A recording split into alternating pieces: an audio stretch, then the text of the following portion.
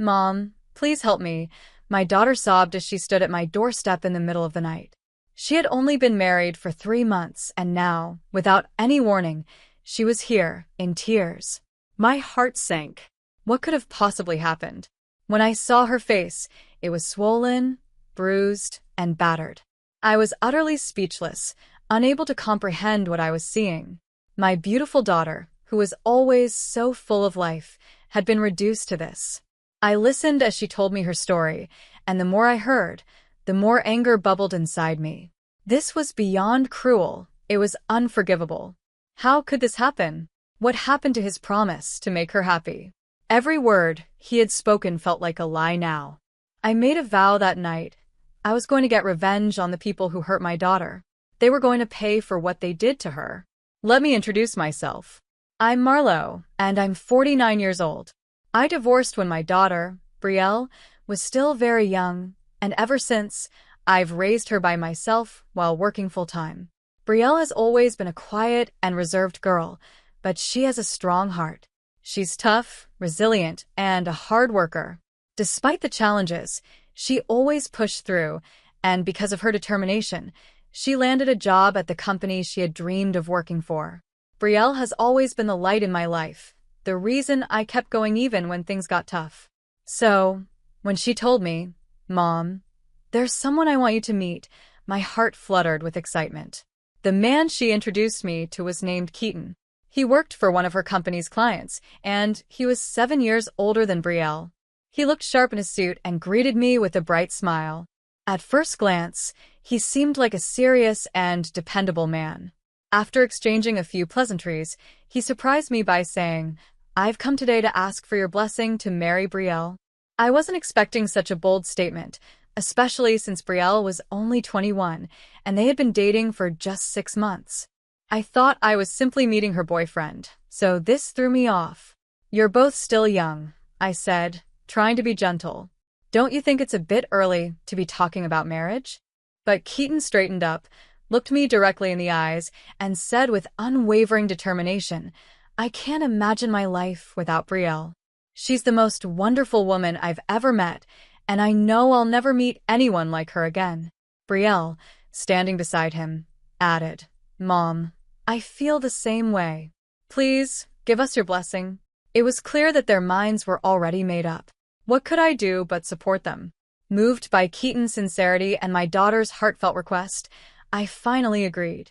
"Thank you so much," Keaton said, his face lighting up with relief. "I promise I'll make Brielle the happiest woman in the world." As I watched the two of them exchange joyful smiles, I couldn't help but smile as well. But even after Keaton left that evening, I couldn't shake off the uneasy feeling gnawing at me.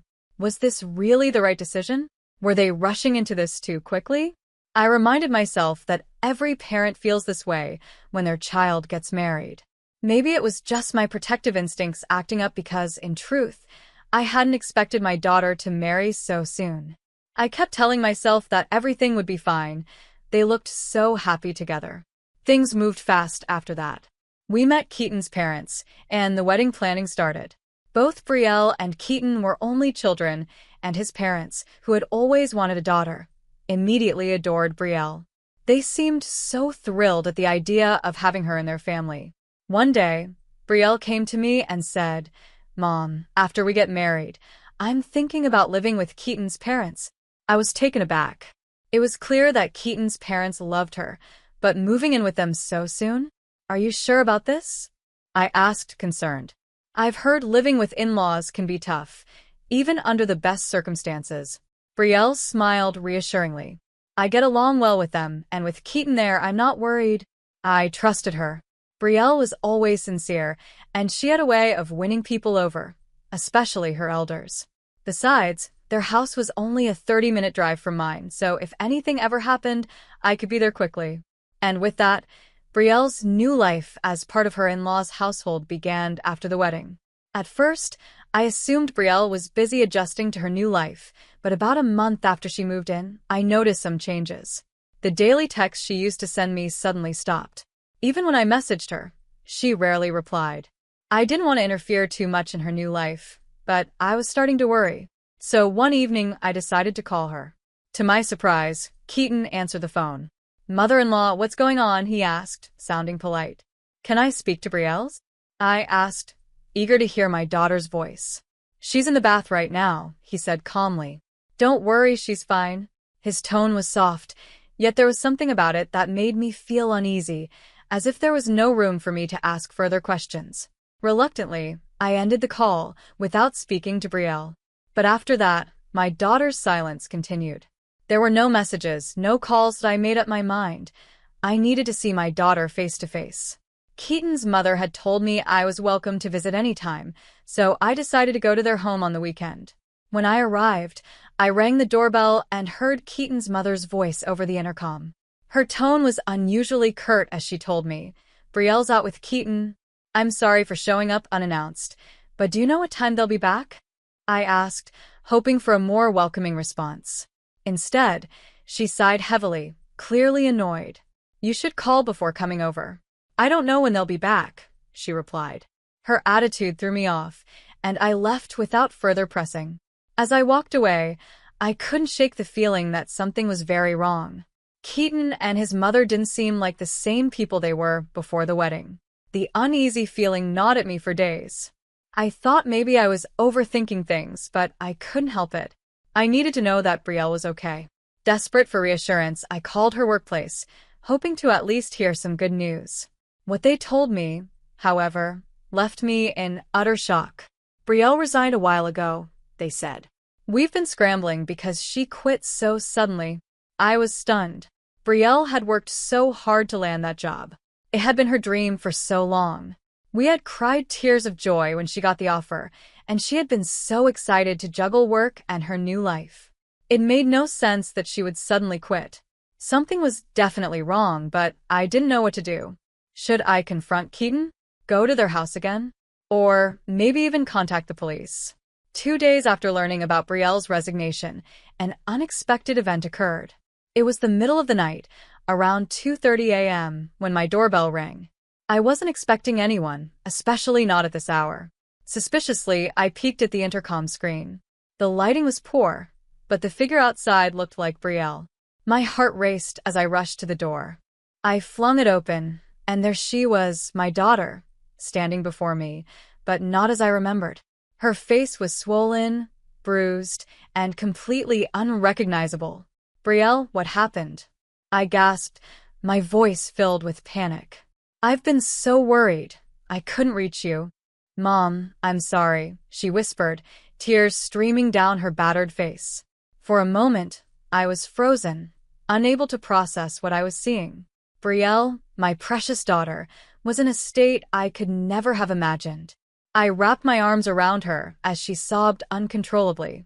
After what felt like hours, Brielle finally began to speak, her voice trembling. She told me that right after the wedding, Keaton had changed. His warm, loving demeanor had vanished, and he treated her like a servant.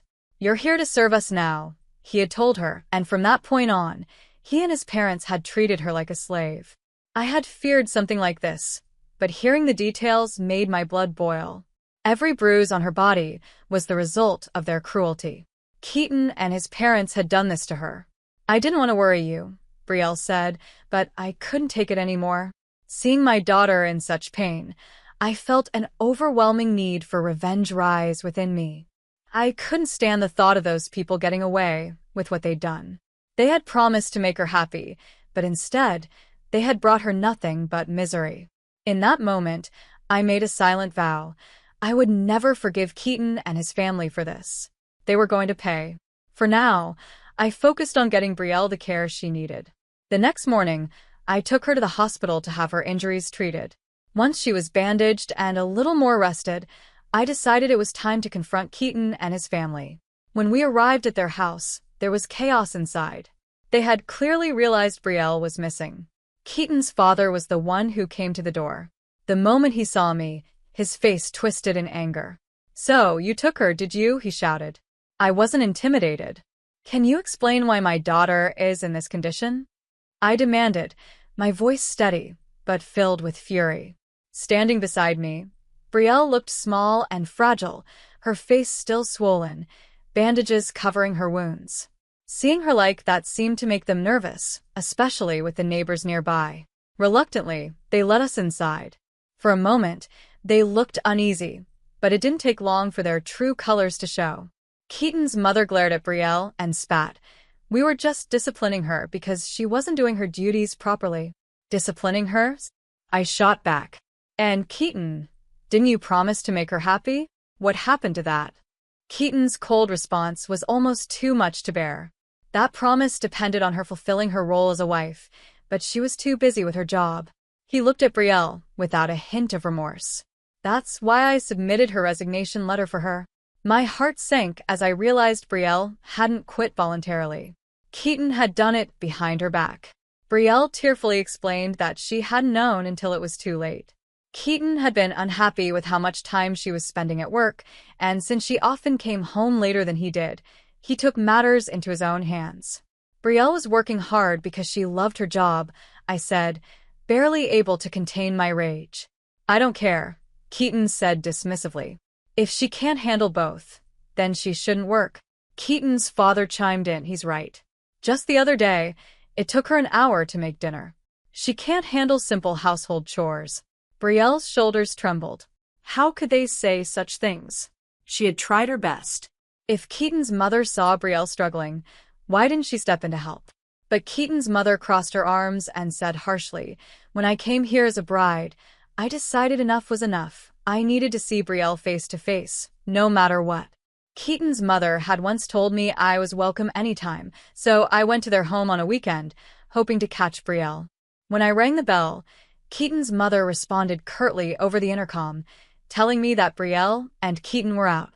Apologizing for showing up unannounced, I asked, do you know when they'll be back? She let out a heavy sigh and snapped, you should call before coming over. I don't know when they'll be back. Her sharp tone caught me off guard.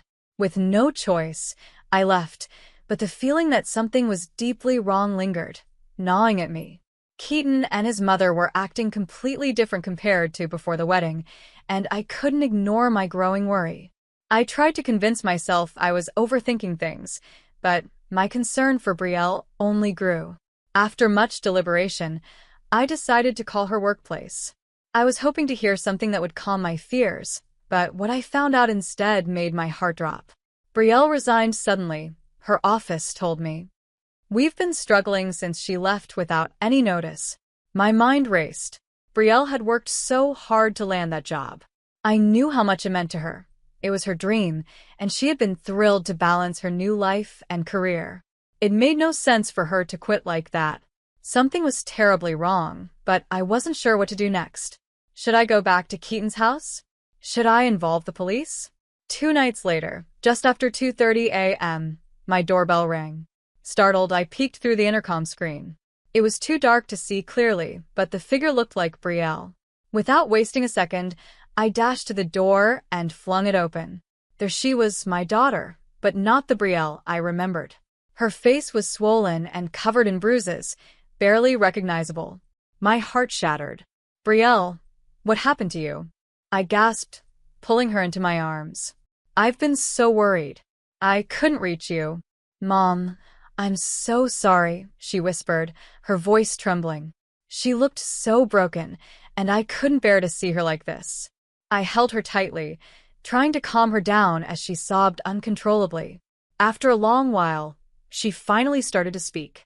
She told me that after the wedding, Keaton had turned into a completely different person. He told her, "You're here to serve us now," and began treating her like a servant. His parents joined in, making her life unbearable. They took away her phone to stop her from contacting me, and even restrained her to prevent her from leaving the house. Brielle, hoping that Keaton might change, endured it for as long as she could. But things only got worse. They forced her to eat leftovers and barely let her use enough water to shower, claiming it was a waste of gas. When Brielle stood up for herself and told them, "This isn't right," the response was horrifying. Keaton and his parents turned violent, slapping and beating her. Brielle was covered in bruises from head to toe, and fearing for her life, she waited until they were all asleep before sneaking out and fleeing to my house. Hearing all of this, my hands shook with anger. How could they have done this to her? Before the wedding, they treated her so well, What changed? When I demanded an explanation, the three of them just smirked. Keaton spoke casually. I never really cared about making her happy. I just wanted a wife who'd obey me. I thought Brielle would be good for that. His mother sighed, adding with a sneer, she was really disappointing. But maybe she's learned her lesson now. Keaton's father chimed in. Why don't we give her another chance? And just like that, they all started laughing, as if this was some kind of joke. That was it. I couldn't hold back anymore. My blood boiled as I stared at them, seething with rage. Before I could even speak, Brielle found her voice. How dare you talk to us like that, she shouted. Keaton lunged forward, trying to grab her, but I acted quickly. I put him in a hold and pinned him to the floor, immobilizing him. He struggled against me, but I didn't budge. His parents stood there, dumbfounded. You didn't know this about me, I said, tightening my grip, but I almost made it to the Olympics for wrestling.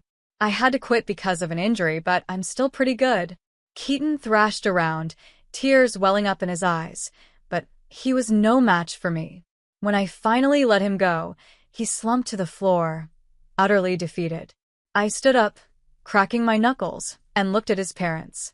Now, who's next? I asked, stepping toward them. They shrieked, covering their heads and trembling in fear. I sent my daughter off wishing for her happiness, I said coldly. But I will never forgive you for what you've done. All three of them shrank back as I glared at them, my presence towering over them. Brielle, standing tall beside me, followed my lead. Keaton, she said firmly, I want a divorce. She presented the divorce papers. What? No, Keaton shouted, his face turning red. I won't divorce you.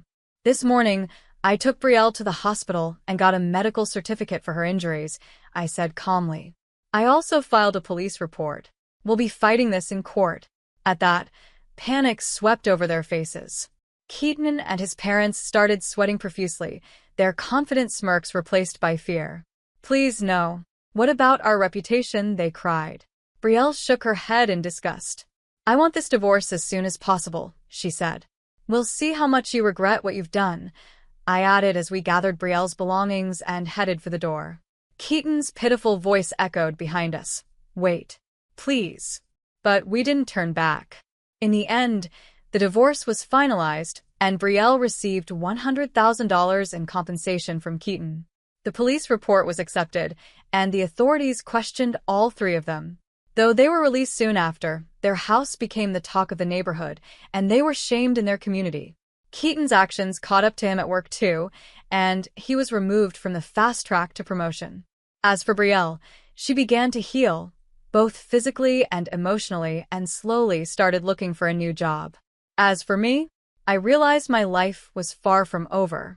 I've even started training again because I'm ready to get back into wrestling, this time on my own terms.